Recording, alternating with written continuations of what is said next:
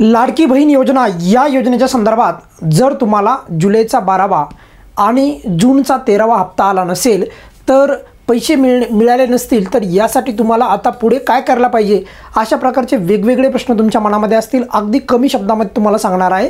सर्वात महत्त्वाचं म्हणजे आमच्या घरामध्ये एक विधवा आहे आणि एक अविवाहित आहे, तर त्यावेळेस विधवा या महिलेला पैसे मिळतील का या संदर्भात पण त्या प्रश्नाचं पण उत्तर देणार आहे।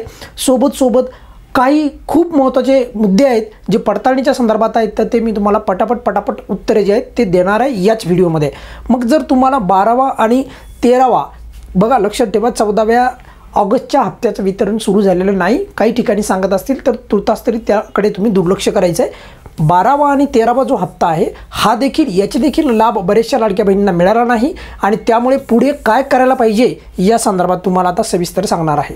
तुर्तास तुमच्या मनामध्ये एक प्रश्न आणखी पण असेल आणि तो म्हणजे जो जुलैचा 13वा हप्ता आहे याचे वितरण अजून किती दिवस चालणार आहे, तर माझ्या मते त्याचं वितरण हे काल म्हणजे बघा त्याचं वितरण जर पाहिलं आपण काल नाही एक 9 तारखेला म्हणजे 9 ऑगस्टलाच जे आहे या हप्त्याचं वितरण जे आहे 13व्या हप्त्याचं वितरण हे जवळपास थांबलेलं आहे, कारण की 9 तारखेचा आपल्याकडे पुरावा आहे डिपॉझिट पैसे झाल्याचा। बघा तुम्ही पाहू शकता 9 ऑगस्ट 2025ला 1500 रुपये डिपॉझिट झाल्याचा आपल्याकडे पुरावा आहे। मात्र 10 किंवा आज जर तुम्ही वाट पाहत असाल तर माझ्या मते आज पैसे येण्याची फार कमी शक्यता आहे, त्यामुळे 9 ऑगस्टपर्यंतच या जुलैच्या हप्त्याचं वितरण थांबलेलं आहे। पहिल्या प्रश्नाचं उत्तर तुमचं क्लिअर झालं असेल, जो की बरेचशा लाडक्या बहिणींना प्रश्न असतो। या काही तुम्हाला माहिती आहे की हे परिपत्रक होतं आणि हे परिपत्रक आपल्याच चॅनलवर सर्वात अगोदर दाखवण्यात आलं होतं आणि बऱ्याचशा गोष्टी पहिल्यांदा आपल्याच चॅनलवर येतात। ही बाब आता तुम्हाला वेगळ्या पद्धतीने सांगायची गरज नाही। पुढे बघा की जून आणि जुलैचे जे काही पैसे आहेत आता या संदर्भात आता मी काही मुद्दे तुम्हाला सांगतो आहे की जून आणि जुलैचे पैसे आले नाही त्याचं काय कारण असेल असा जर बऱ्याचशा लाडक्या बहिणींना जर प्रश्न पडला असेल तर पहिला प्रश्न हा विचारा, तुमच्या कुटुंबात 2 सदस्य लाभ घेत आहेत का? जर 2 सदस्य लाभ घेत असतील एका रेशन कार्डवर आणि दोन्ही विवाहित असतील तर त्यापैकी फक्त एकाच लाभार्थींना लाभ मिळेल आणि यामध्ये दुरुस्ती सरकारने करायला पाहिजे। आपण या संदर्भात आवाज उठवणार आहोत। जे कामाचे मुद्दे आहेत त्यावर आपण नक्कीच बोलणार आहोत। दुसरा मुद्दा, एका रेशन कार्डवर 2 बहिणींना लाभ मिळतो का, तर त्याचं उत्तर आहे नाही। मग कितीला मिळतो, तर फक्त एकाच बहिणीला जे आहे लाभ मिळेल, म्हणजे 2 विवाहित असेल तर एकीलाच मिळेल, 2 बहिणी असतील तर एकीलाच मिळेल, अशा प्रकारचा सध्या नियम आहे। पण एका कुटुंबामध्ये एक विवाहित आहे आणि एक अविवाहित आहे तर अशा वेळेस त्या दोन्हींना मिळेल का, तर त्याचं उत्तर आहे हो, दोन्हींना पण मिळू शकतो। ही बाब तुम्ही समजून घ्या। त्यामुळे तुम्हाला जून जुलैचा हप्ता का आला नाही या प्रश्नाचं उत्तर ह्या 2-3 लाईनमध्येच लपलेलं आहे, ते फक्त तुम्ही व्यवस्थित शोधा। आता त्यानंतरचा प्रश्न, अंगणवाडी जी ताई आहे तर त्यांच्याकडनं सर्वे केला जात आहे। मग हा पडताळणीचा सर्वे कोणाकडनं केला जात आहे, अंगणवाडी ताईकडनं।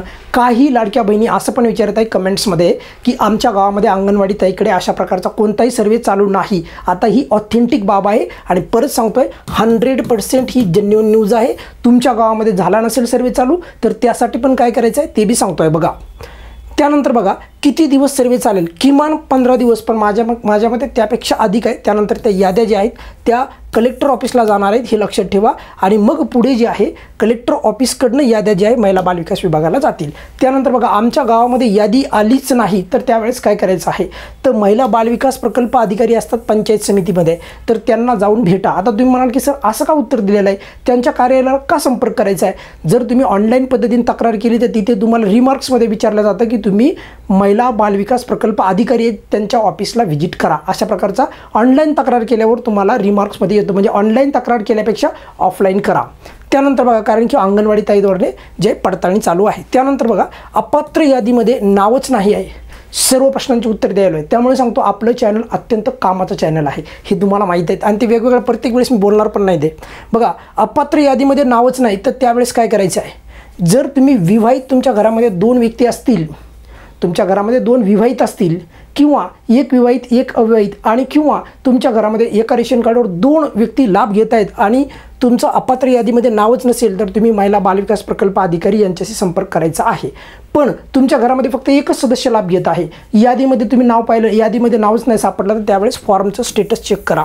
त्यानंतर बघा किंवा महिला बालविकास प्रकल्प अधिकारी यांना भेटा आणि नारी शक्ती ॲपवरून फॉर्म भरला असेल तर तुम्हाला महिला बालविकास अधिकारी यांना भेटायचं आहे। पुढे बघा, पडताळणीसाठी कोणती कागदपत्रे लागतात, सर्व प्रश्नांची उत्तर द्यायला पट सर्व प्रश्नांची उत्तरे बघा. पडताळणीसाठी कोणते कागदपत्रे लागतात, तर जुनं रेशन कार्ड लागणार आहे, नवीन रेशन कार्ड चालणार नाही, जुनं रेशन कार्ड लागणार आहे. तिसरा प्रश्न बघा, आणखी महत्त्वाचे प्रश्न घेतो, खूप प्रश्न घेतले बघा.